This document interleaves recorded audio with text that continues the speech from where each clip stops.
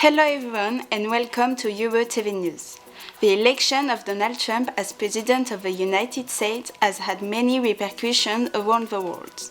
Today we'll look at Trump's decisions and his relationships on the international level. President Trump has imposed taxes on China, Mexico and Canada.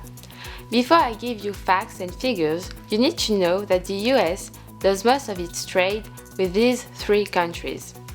Canada and Mexico should be strong allies of the United States.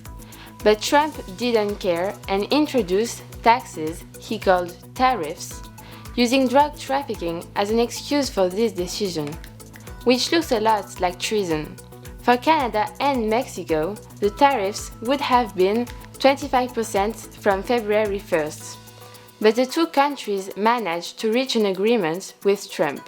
They began to prioritize the fight against drug trafficking, which contributed to a 30-day postponement of the implementation of the taxes until March 4.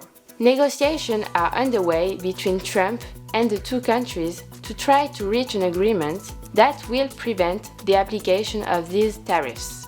For China, Trump imposed additional taxes of 10%. China's response?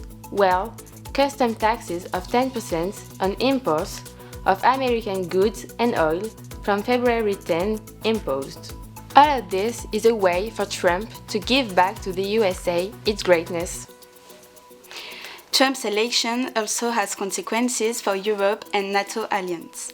In 2023, the European Union sold more products in the USA than it imported.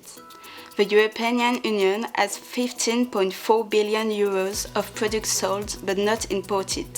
The day after his inauguration, Donald Trump said that he will impose an export duty of 10 at 20% on all foreign imports, and more on the products like cars. He also threatened NATO, the North Atlantic Treaty Organization. This alliance is composed of 32 countries with a lot of European nations like France or Germany, and the USA and Canada. He blames the European countries of this alliance for not paying enough for the defense budget. He wants to force them to spend 5% of their own GDP instead of the current 2%. Trump announces that he will encourage Russia to do what he wants with the Europeans if they don't pay more and increase their expenses for the defense budget of NATO.